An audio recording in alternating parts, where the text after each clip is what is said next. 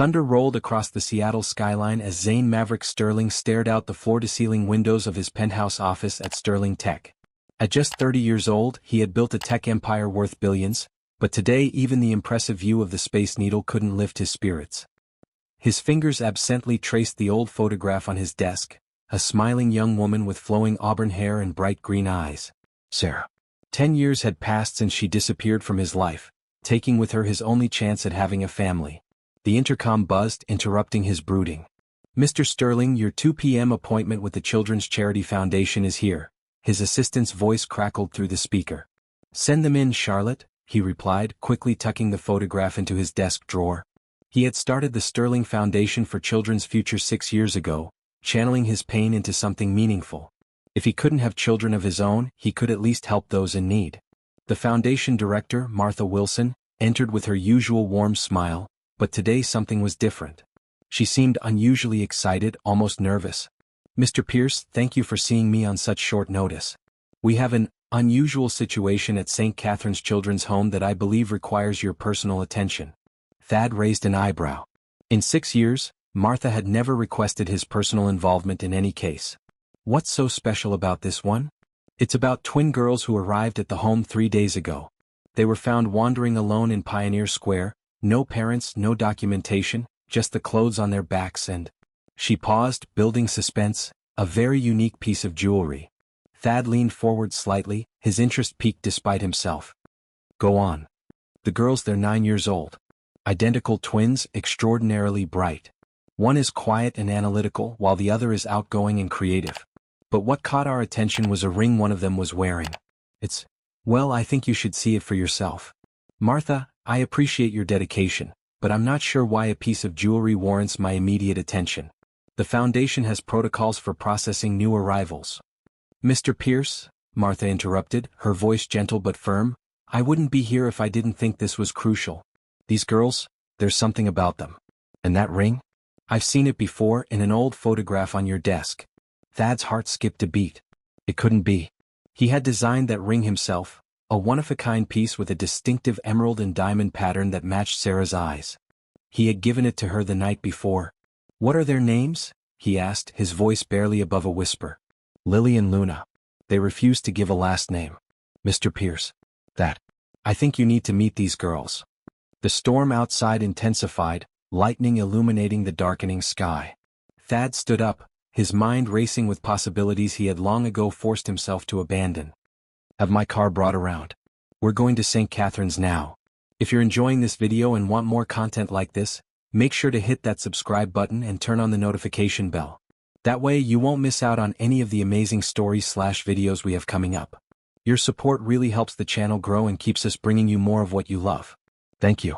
The sleek black Tesla cut through the rain-slicked streets of Seattle, carrying Zane and Martha toward St. Catherine's Children's Home. Zane's mind raced with memories he tried to bury for a decade. Sarah's laugh, the way her eyes sparkled when she talked about having children someday, the devastating news from the doctors that had shattered their dreams. The ring he'd designed for her had been his promise that they'd find a way together. But then she vanished, leaving only a note. "I can't do this anymore. Please don't look for me." "The girls arrived during that big storm 3 nights ago," Martha's voice pulled him back to the present. "A shop owner found them huddled under the awning of his bookstore. They were soaked to the bone but refused to come inside until he promised not to separate them." Zane's throat tightened. "And the ring?" "Luna, the quieter one, wears it on a chain around her neck. She becomes very distressed if anyone tries to touch it." Martha hesitated. "She says it belonged to their mother." The Tesla pulled up to the Victorian-style building that housed St. Catherine's. Despite the millions Zane had donated through his foundation, he'd never visited in person. The red brick structure seemed to loom over them, its windows glowing warmly against the gray afternoon. Inside, the home was a contrast of institutional efficiency and attempts at coziness, cheerful artwork on the walls, well-worn furniture, the smell of something baking in the kitchen. A group of children played board games in the common room, their laughter echoing down the hallway. "The twins are in the library," Martha said softly. "They spend most of their time there. Lily reads stories to the younger children while Luna—" She smiled. "Luna has already reorganized the entire nonfiction section by subject matter and color coding." They approached the library doors and Zane's heart hammered in his chest. Through the glass panels, he could see two small figures with identical curtains of auburn hair. One girl was gesturing animatedly as she read from a book, while the other methodically arranged books on a nearby shelf. Around the second girl's neck, a thin silver chain caught the light. "Mr. Sterling," Martha touched his arm gently, "there's something else you should know. When we asked about their parents, Lily said their mother told them that their father was a man who builds the future. Those were Sarah's exact words about you in that magazine interview, weren't they?" Zane couldn't speak. His hand trembled as he reached for the library door handle. 9 years old. The timing would be right. But how? What? The question swirled in his mind as he stepped into the room, and two pairs of startlingly familiar green eyes turned to look at him. The book Lily was holding slipped from her fingers and thudded softly on the carpet. Luna's hand flew to the ring hanging around her neck. The resemblance to Sarah was breathtaking. The same delicate features, the same stubborn set to their chins. But there was something of himself there too, in the arch of their eyebrows, the shape of their faces. "Hello," he managed to say, his voice rough with emotion. "I'm Zane Sterling. I'd very much like to hear your story." Luna took a protective step in front of her sister, her small hand still clutching the ring. "You're the man from the magazine covers," she said, her voice carrying a maturity beyond her years. "Mom kept them in a box under her bed." Lily darted out from behind her sister, eyes blazing with curiosity. "Are you really building a robot that can think like a human? Mom said your company is working on artificial intelligence that could change everything." Zane felt his chest tighten. Even their mannerisms echoed Sarah's, Luna's cautious analysis, Lily's burning curiosity. He moved slowly, choosing a nearby reading chair and sitting down to make himself less intimidating. "I am. But I'm more interested in hearing about this ring your mother gave you." The twins exchanged a look that seemed to carry an entire conversation. Finally Luna spoke again. "Mom said we couldn't show it to anyone unless..." She hesitated, glancing at her sister. "Unless we found the man who could finish the story." Lily burst out, earning a sharp look from her twin. "The story about the emeralds that match her eyes." Zane's world tilted. He had said those exact words to Sarah the night he gave her the ring, down on one knee in their favorite spot at Cary Park, the Seattle skyline glittering behind them.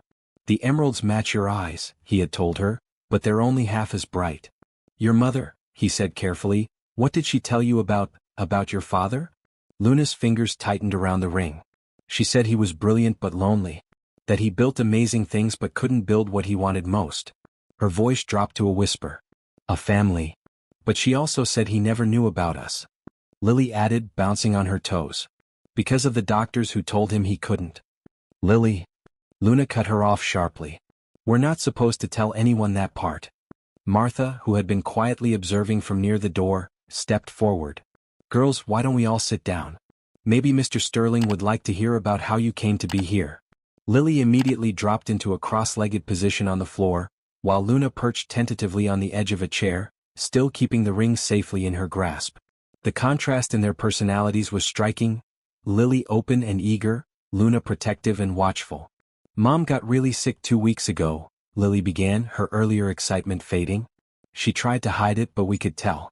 Then 3 days ago she told us we had to be brave and follow her instructions exactly.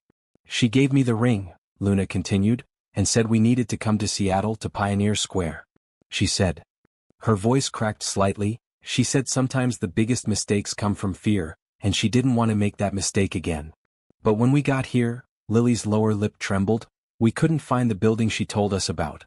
And now we can't find her either." Zane leaned forward, his heart pounding. "This building she told you to find, did it have a specific name?" Luna nodded slowly. "Sterling Tech. She said we'd know it by the big silvers on the front.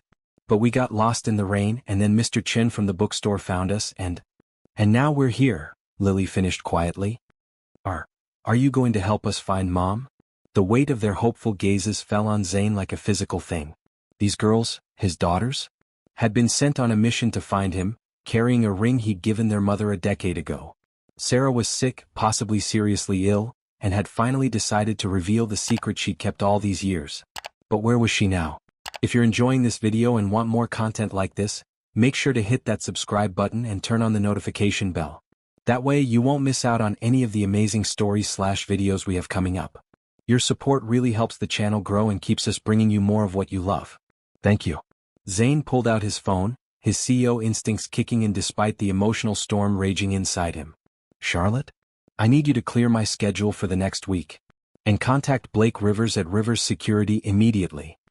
He turned to Martha, who was watching the scene unfold with tears in her eyes. I'm taking the girls back to Sterling Tech. We'll need your help with the paperwork. Of course, Martha nodded, understanding the urgency in his voice. I'll get everything started right away. Luna stood up, still guarding the ring. Are you really going to help us find Mom? Yes, Zane said firmly, looking between the two girls. But first, may I see the ring? Luna hesitated, then slowly lifted the chain over her head. Her hands shook slightly as she held it out. Lily moved closer to her sister, their shoulders touching in silent support. The familiar gleam of the custom-designed ring caught the library's warm light, and Zane's breath caught in his throat. There was no doubt, it was the exact ring he had given Sarah. He gently took it, turning it to reveal the inscription he knew would be there, "For all our future adventures, Z." But below his original inscription, there was something new, something he'd never seen before. In Sarah's delicate handwriting, "The greatest adventure was you three." Zane's vision blurred with tears. "Your mother." He cleared his throat, trying to maintain composure. "She's very clever. She knew exactly how to help me find you." "Because of the ring?" Lily asked, inching closer. "Because of everything," Zane replied softly. "The ring, the magazines sending you to my building. She left a trail she knew I would recognize." He handed the ring back to Luna, who quickly returned it to its place around her neck. "Mr. Sterling," a new voice called from the doorway. Blake Rivers, head of one of Seattle's top private security firms, had arrived with his characteristic efficiency. "You called for immediate assistance?" Zane stood, his mind already racing with next steps. "Blake, I need your best team. We're looking for Sarah Mitchell. She was last seen." He looked at the twins. "In Portland," Luna supplied. "On Cedar Street. Near the big park with the rose garden." "Mom likes roses," Lily added quietly. "She always said they reminded her of something important." Zane's heart clenched. Their first date had been in that rose garden. "Blake, start with Portland hospitals. Sarah's ill, that's our priority. Then check property records, credit card transactions, anything that might tell us where she's been these past 2 weeks." As Blake made calls and Martha handled the temporary custody paperwork, Zane knelt down to the twins' eye level. "Would you like to see where I work? It's not far from here, and I have something I'd like to show you too." "The big building with the silvers?" Lily's eyes lit up. "Mom said it looks like a crystal growing out of the ground." "That's exactly what she used to say," Zane smiled, memories washing over him. "She helped design parts of it, you know. Your mother, she was our lead architectural consultant before." He trailed off, standing up and offering a hand to each girl. "Come on. I think it's time you saw it for yourselves." As they walked toward his car, Lily chattered excitedly about all the magazine articles she'd read about Sterling Tech, while Luna walked quietly, taking in everything with watchful eyes. They were so different, yet so clearly sisters, just like him and Sarah, the analytical and the dreamer, two halves of a whole. "Mr. Sterling?" Luna's small voice broke through his thoughts as they reached the car. If you help us find Mom, what happens then?" The question hung in the air, heavy with implications. Zane opened the car door, choosing his words carefully. "Then we make sure she gets the best medical care possible. And then we have a lot of catching up to do. All of us." The Sterling Tech building pierced the Seattle skyline like a gleaming silver arrow, its innovative design drawing gasps from both girls as they pulled up to the entrance. Rain had given way to late afternoon sunshine, making the building's distinctive curves shimmer. "Mom's drawings don't do it justice," Luna whispered, her usual reserve cracking as she pressed her face against the car window. "Drawings?" Zane asked, helping them out of the Tesla. "She has a whole notebook," Lily explained, practically bouncing with excitement. "With all these sketches of the building, but they look different from how it is now. She said they were the original concepts," Luna finished. "She drew them before we were born."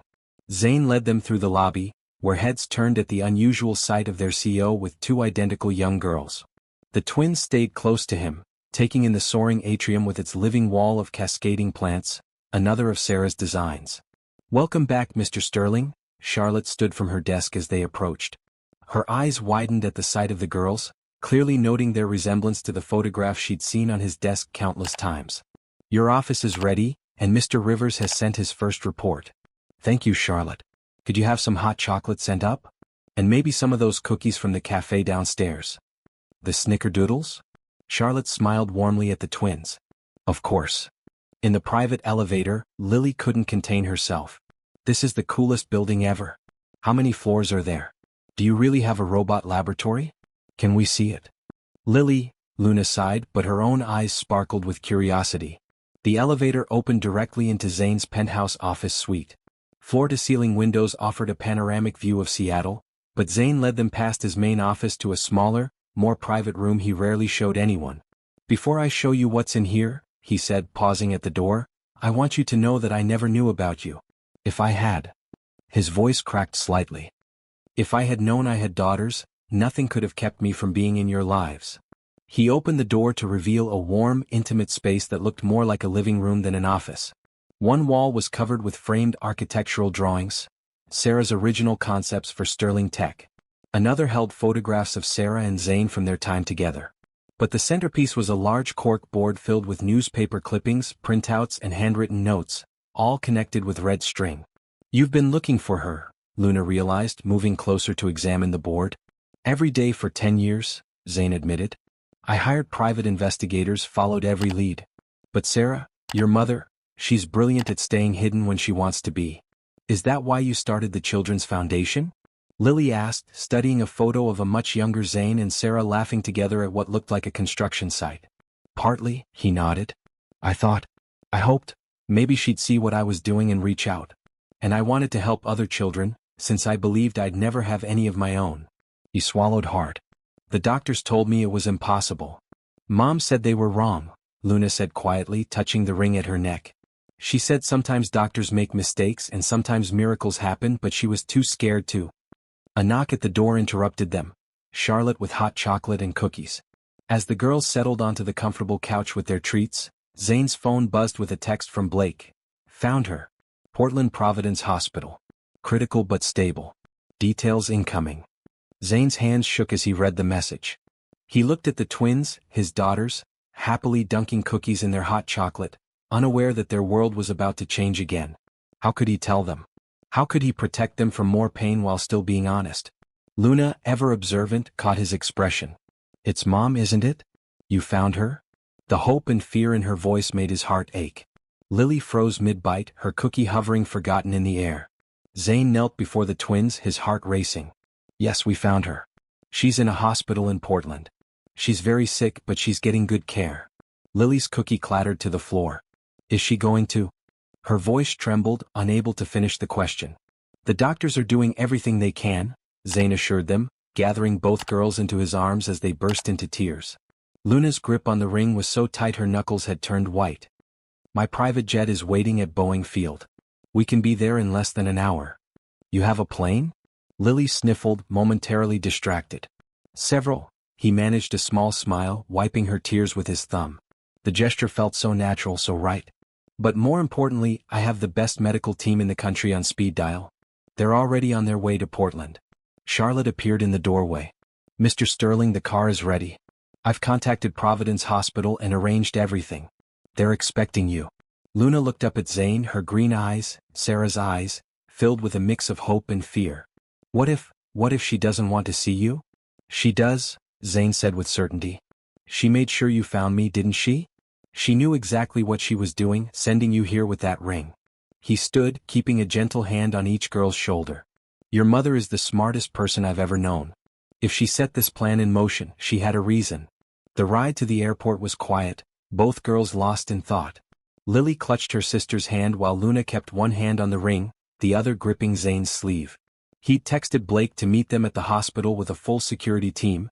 Nothing would separate him from these girls again. On the plane, Lily finally broke the silence. Did you really not know about us?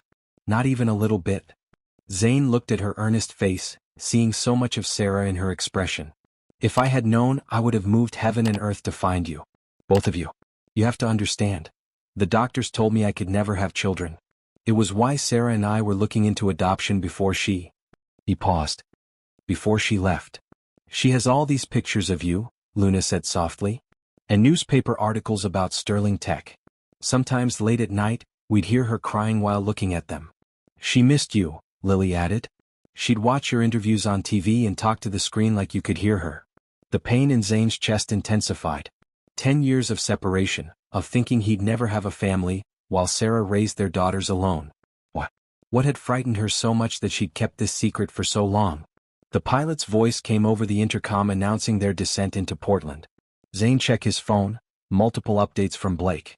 Sarah was in the ICU with severe pneumonia complicated by an underlying condition. But she was conscious and she'd asked for him by name when they mentioned Sterling Tech. "Girls," he said gently, "when we get to the hospital, your mother will be very weak. She needs rest to get better. But I promise you we're going to make sure she has the very best care. And..." He took a deep breath. "If it's okay with both of you, I'd like to be part of your lives from now on. Not just until your mother gets better, but forever." Lily launched herself at him in a fierce hug while Luna watched, tears streaming down her face. "Promise?" Luna whispered. "I promise," Zane said firmly, opening his other arm to her. As Luna joined the hug, he felt the ring press against his chest, the symbol that had brought his family back together.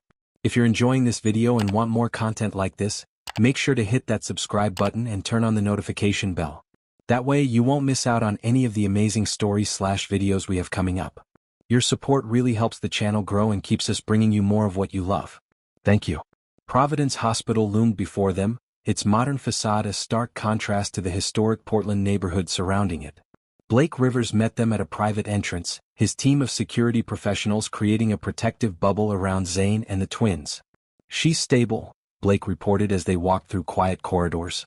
"The doctors say she's been fighting this infection for weeks, maybe months. She refused to seek treatment until she made sure we found him," Luna finished quietly, her hand still clutching Zane's. The elevator ride to the ICU felt endless. Lily had gone unusually quiet, pressing close to her sister. Zane could feel both girls trembling slightly, and he squeezed their hands reassuringly. Outside Sarah's room, Dr. Amanda Chen was waiting for them. Her eyes widened slightly at the sight of the twins, but she maintained her professional composure. "Mr. Sterling, we've stabilized her condition, but she's very weak. She's been asking for you and the girls. However..." She glanced at the twins, choosing her words carefully. "She's on oxygen and various medications. She might look a bit scary with all the equipment." "We can handle it," Luna said firmly, though her voice quivered. "We're brave like Mom taught us." Lily nodded vigorously, though tears were already forming in her eyes. Zane knelt down once more to their level. "Remember what I said on the plane? We're in this together now. All of us. Whatever happens, I'm right here with you." The twins exchanged one of their silent looks, then both nodded. Dr. Chen pushed open the door and they stepped inside. The steady beeping of monitors filled the dim room. Sarah lay propped up in the hospital bed, an oxygen mask covering part of her face, but her eyes, those unforgettable green eyes, were open and alert. When she saw them, tears immediately began rolling down her cheeks. "My babies," she whispered, her voice barely audible through the mask. "You did it? You found him." The twins rushed to her bedside, careful of the 4 lines and monitoring equipment. "Mom," they cried in unison, each taking one of her hands. But Sarah's eyes were locked on Zane, who stood frozen in the doorway. 10 years melted away in an instant. Despite the medical equipment, despite the passage of time, she was still the most beautiful woman he'd ever seen. "Zane," she managed, "I'm so sorry. I was so scared. The doctor said you couldn't, and then when I found out about the girls, I thought you'd think I'd been unfaithful, that you wouldn't believe." "Sarah," he crossed the room in 3 long strides, dropping into the chair beside her bed. "How could you think that? You were the love of my life. You still are." Luna touched the ring at her neck, then carefully lifted it off and held it out. "Mom said this would prove everything. That you'd know it was real when you saw it." Sarah's hand shook as she reached for the ring. "I couldn't take it with me that night. It hurt too much. But I went back for it later after I knew about the pregnancy. I needed something of you to hold on to. Something to remind me that it wasn't all a dream." "Oh God, Sarah," Zane's voice cracked as he took her free hand. "Do you know how many nights I've dreamed of finding you? And now I find out I have a family. The one thing I thought I could never have." "I was wrong," Sarah's voice strengthened slightly. "So wrong to run. To keep them from you. I let fear win and it cost us all so much time. When I got sick, I knew I had to make it right. Had to make sure they'd have you even if I..." "Don't," Zane cut her off. "Don't even think that. You're getting the best medical care in the world and you're going to get better. We have 10 years to make up for and I'm not losing you again. Lily climbed carefully onto the edge of Sarah's bed, while Luna remained standing, her analytical eyes taking in every detail of the medical equipment surrounding their mother. Dr. Chin had slipped quietly into the room, checking vitals and making notes on her tablet. Your numbers are already improving, the doctor said with a small smile. I think having your family here is the best medicine we could have prescribed. Sarah's eyes never left Zane's face as she spoke. The girls, they're so much like you. Luna can solve complex math problems in her head just like you used to do. And Lily, she has your creative spark, always dreaming up new inventions. Mom tells us stories about you, Lily piped up. About how you built your first computer when you were 12, and how you always wanted to make things that would help people. She kept every article about Sterling Tech, Luna added. She said we should be proud because our father was changing the world, even if he didn't know about us yet. Zane's throat tightened with emotion. All these years I've been building this empire thinking I had no one to share it with. And now? He looked at the twins with wonder. Now I find out I have 2 brilliant daughters who've been cheering me on from afar. Sarah's monitor beeped as her heart rate increased slightly. There's so much to tell you, Zane. About the girls, about these past 10 years. I've kept journals, everything I wished I could tell you. Every first step, first word, every milestone. Shoo, Zane soothed, squeezing her hand. We have time. Right now, you need to focus on getting better. He turned to Dr. Chin. I want to transfer her to Seattle as soon as she's stable enough. My medical team at Sterling Memorial can. No, Sarah interrupted weakly. Please? I don't want to go back to Seattle until I know. Know what, Mom? Luna asked, concern creasing her young forehead. Sarah's eyes filled with tears again. Until I know if Zane can forgive me. Until I know if there's still a chance for our family to be whole. The twins held their breath, looking between their parents with matching expressions of hope and anxiety. Zane stood slowly, still holding Sarah's hand, and leaned over the bed rail. Sarah Mitchell, he said softly, using her full name like he used to do when he was being especially serious. I spent 10 years building a technology empire, but it meant nothing without you. Finding out I have a family, that we have daughters, it's beyond anything I could have dreamed. There's nothing to forgive. We just have a lot of lost time to make up for. Dr. Chin cleared her throat gently. Mr. Sterling, we should let Sarah rest now. The medication I just added to her will make her sleepy, but you can all come back in a few hours. No. Both twins protested simultaneously, causing Sarah to smile weakly behind her oxygen mask. Girls, Zane said gently, your mother needs sleep to get stronger. And while she rests, I thought maybe we could go get some dinner. I'd love to hear more about you both. Then we'll come right back, I promise. Luna studied him with those penetrating green eyes, so like her mother's. You really promise? You won't disappear? The question broke his heart all over again. Never again, he vowed. I'm your father, and from now on, I'll always be here for you. For all of you. The small Italian restaurant across from the hospital was warm and cozy, tucked away from prying eyes. Zane watched in amazement as Lily attacked her spaghetti with enthusiasm while Luna methodically cut her ravioli into perfectly equal pieces. Mom says I eat like you, Lily said through a mouthful of pasta. She told us about your first date, how you got marinara sauce all over your white shirt but didn't even care because you were too busy talking about your ideas. Luna rolled her eyes at her sister's table manners, but a small smile played at her lips. And she said you used to draw diagrams on napkins when you got excited about an invention. Zane pulled out his phone and showed them a photo. Like this? It was a framed napkin with a rough sketch of what would become Sterling Tech's first successful product. A revolutionary clean energy device. You kept it? Luna leaned forward, studying the decade-old drawing. I kept everything from my time with your mother, Zane admitted. Every note, every picture, every sketch we did together. He hesitated, then added, would you like to see them sometime? When we get back to Seattle? Both girls froze, their forks hovering in midair. Back to Seattle? Lily asked quietly. Well, yes. Once your mother's strong enough to travel, I thought. Zane trailed off, seeing their uncertain expressions. But of course we'll talk about it with her first. This isn't just my decision. Luna set down her fork. Our house in Portland, all our stuff is there. My books, Lily's art supplies. And Mom's journals. Lily added. The ones she wrote for you. We can get everything moved, Zane assured them quickly. Or keep both places if that's what you want. Whatever makes you all comfortable. He ran a hand through his hair, a nervous gesture Sarah used to tease him about. I've missed so much. I don't want to miss anything else. Mom says you have a robot dog at Sterling Tech. Lily changed the subject with a child's natural ability to pivot. Is it true? Can it do tricks? Zane gratefully followed her lead. Actually, we have several prototype robotic companions. Would you like to help me test the newest model when it's ready? Lily's eyes lit up. Really? Can I help program it? You know programming? Zane couldn't hide his surprise and delight. Luna taught me the basics. Lily beamed at her sister. She learned from online courses. She's super smart. She won the state math championship last year. Luna blushed, pushing her ravioli around her plate. It wasn't that big a deal. It absolutely is a big deal, Zane said firmly. I'm so proud of both of you. Luna, your mathematical skills, and Lily, your enthusiasm for engineering, you're both incredible. Even though you just met us? Luna's voice was barely a whisper. Zane reached across the table, taking one of each of their hands. I may have just met you, but you're my daughters. I've loved you since the moment I knew you existed.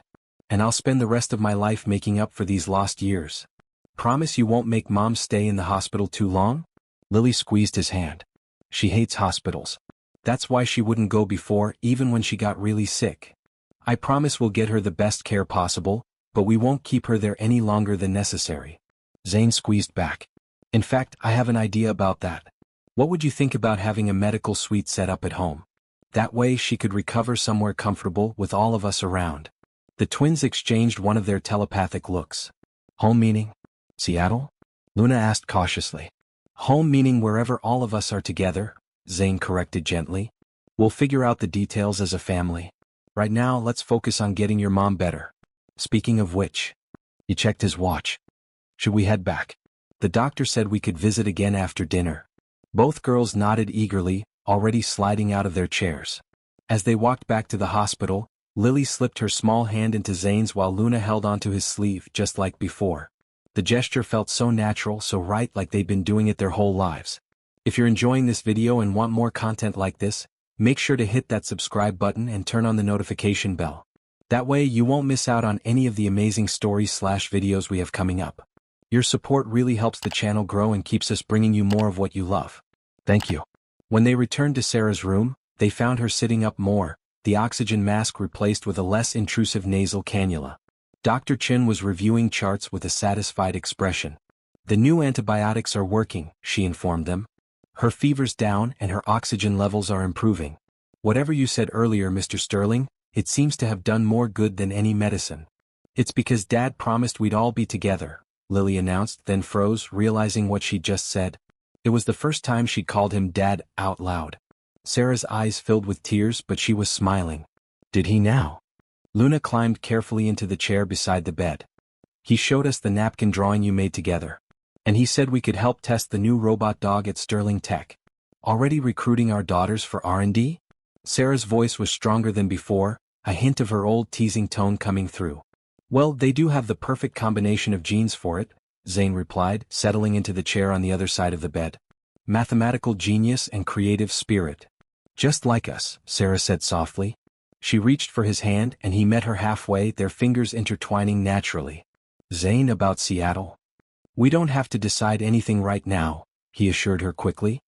The important thing is getting you well. I've already started arrangements for a private medical suite, wherever you feel most comfortable. Actually, Sarah's voice took on a determined note, I think Seattle is exactly where we need to be. The girls deserve to know their father, to be part of the world you've built. And she squeezed his hand, I've spent 10 years running from the best thing that ever happened to me. I'm done running. What about our house? Luna asked practically. All our things? And Mr. Whiskers? Lily added anxiously. At Zane's questioning look, she explained, our cat. He's staying with Mrs. Henderson next door. We can send a team to pack everything, Zane offered. And of course Mr. Whiskers comes too. In fact, he pulled out his phone.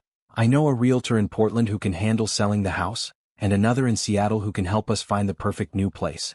Unless. He looked at Sarah. Would you prefer to stay at Sterling Manor? It's quite large, plenty of room for everyone. The mansion on Lake Washington?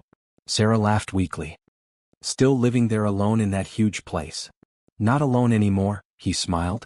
Though we might need to child-proof some of the tech labs in the basement. Labs? Plural? Lily's eyes widened with excitement. Down, girl, Luna muttered, but she looked equally intrigued. Sarah watched their daughters with wonder. Look at them, Zane. They're so much like us at that age.